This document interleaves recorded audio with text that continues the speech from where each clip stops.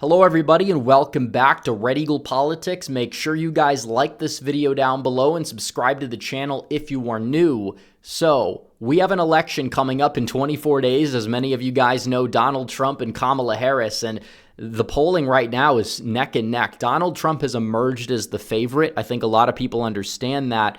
But in terms of what the polls show right now, you can look at these swing states. They are neck and neck. And I know a lot of people, myself included, will point out that polls in a lot of these swing states have underestimated Donald Trump not once but twice, and they very well could do it again. But still, it's insane when you look at the polling. Let's just take that out of the equation. It's close. People got to get out and vote. It's very important. Do your homework, by the way. The link is in the community tab when you're done watching this video in terms of getting the vote out for Donald Trump. But Pennsylvania, a lot of people say that could decide the race. Donald Trump leads by 0.1%.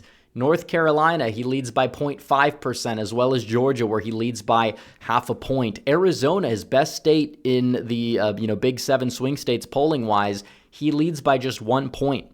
Wisconsin, we understand how bad polls have been in Wisconsin at underestimating Trump.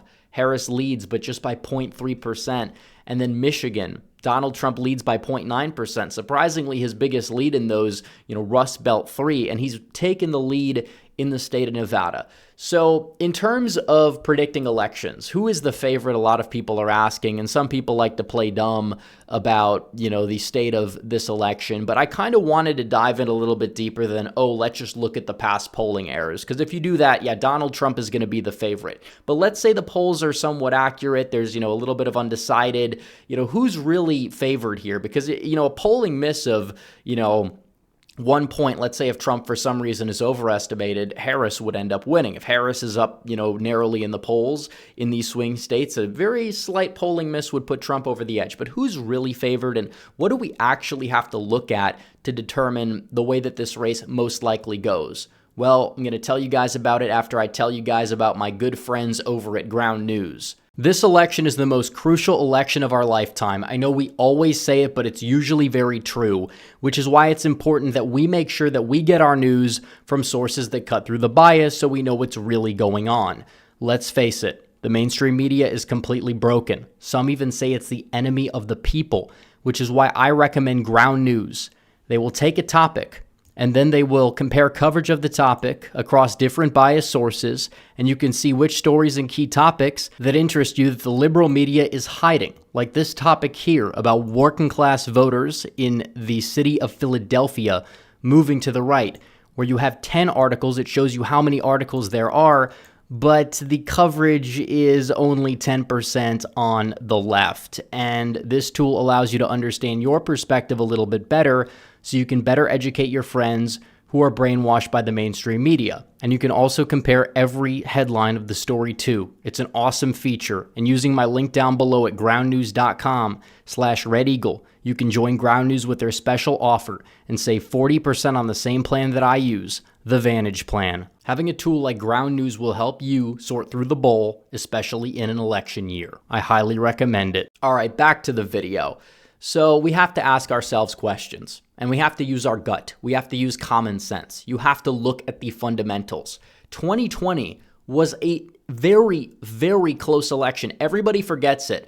But Arizona decided by like 10,000 votes. Georgia decided by 11,000 votes. Wisconsin decided by 20,000 votes. Like that's 43,000 votes pretty much across 3 states. If Donald Trump just, flipped 20,000 of those voters across those 3 states, if you add it up, that's like 20,000 out of approximately, you could do the math here, like 5 to 6 million Biden voters in those states. If he flips just 20,000 of them, boom, he would have gotten a second term.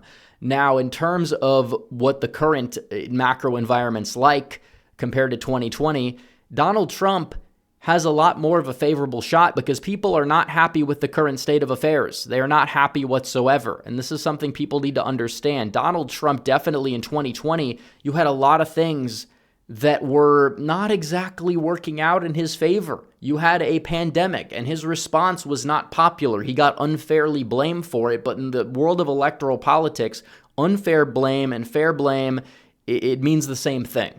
People don't really realize who's vindicated until after the fact. Same thing goes for all of these, riots that erupted across the country. They were done by people on the left. But Donald Trump, his response was not favorably viewed, on both sides for different reasons.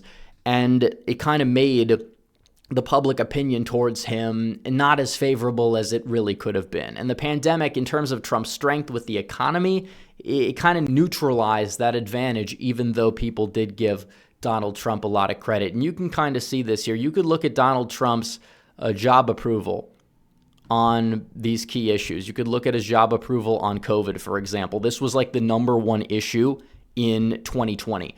And you look at the fact that Donald Trump was vastly underwater with an issue that caused a lot of people to get out to the polls and vote. He was down by approximately 17 points on net on that issue, which was a key issue for many Americans. And that's not exactly a position you really want to be in when it comes down to winning that election. Now, in terms of his job approval with the economy, you could look at this back in early 2020 before the pandemic hit. He was, even in some of these polls, up 22 points, 28 points, and he still was up on the economy come election day. That's true, but it was not as big of an issue for a lot of voters. And you look at a lot of these polls, +1, +3, tie, you're not seeing the same, level that you saw before. There were even polls that had him underwater, and obviously the polls did underestimate Trump in 2020, and that's very true. But the fundamentals were not exactly working out too well in his favor. But you look at Biden. Biden's a net approval. He's technically not the one running for re-election anymore. It was an essential coup, and now Harris is the nominee. And while her personal favorability has gone up, a lot of the people that are undecided or swayable, it's mainly about the state of affairs. People understand that she's Biden's VP. And if they poll her job approval, she's also similarly in the negatives. And while Donald Trump is, less favorably viewed personally, according to the polling, if you ask, how well did Trump do in office? His job approval is much, much higher than the 44.3%, back the same day in 2020. They'll say, 52% in a lot of these polls, even some of the polls that have him down. So you look at Biden's approval, he's not really in the best spot. And you could see this. He's down by around 15 points, and that's not all that great. But you look at Biden on the economy, which is a key issue for many Americans. COVID was at front and center. COVID and race relations, where Trump got a lot of unfair blame. Now it's the economy. And Biden's down by 20 points on the economy. People don't like the state of affairs. They're going to want change. And they think that Donald Trump did a great job on the economy, which he absolutely did. In terms of foreign policy, may not be as much of a pressing issue, but, down by 20 points. Inflation and high prices, 26 points in the gutter. Immigration, 27.6% in the gutter on the topic of immigration. That is not a position you want to be in when immigration has emerged as a top issue, and Donald Trump is your opponent of all people, who's made his political brand about the border ever since he really came down that escalator 9 years ago in 2015. And if you want to look at the direction of the country whenever it does decide to load here, not even just a majority, but a supermajority of the country is currently believing that we're on the wrong track. 28.4% say we're on the right track. 61.3% say we're on the wrong track. That actually went up from about a month or so ago.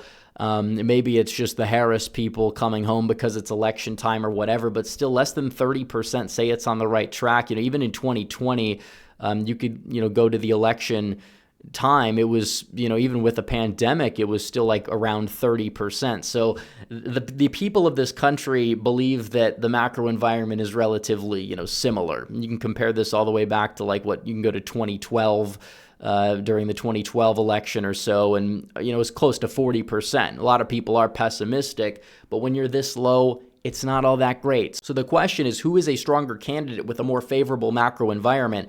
The answer is obviously 2024 Trump.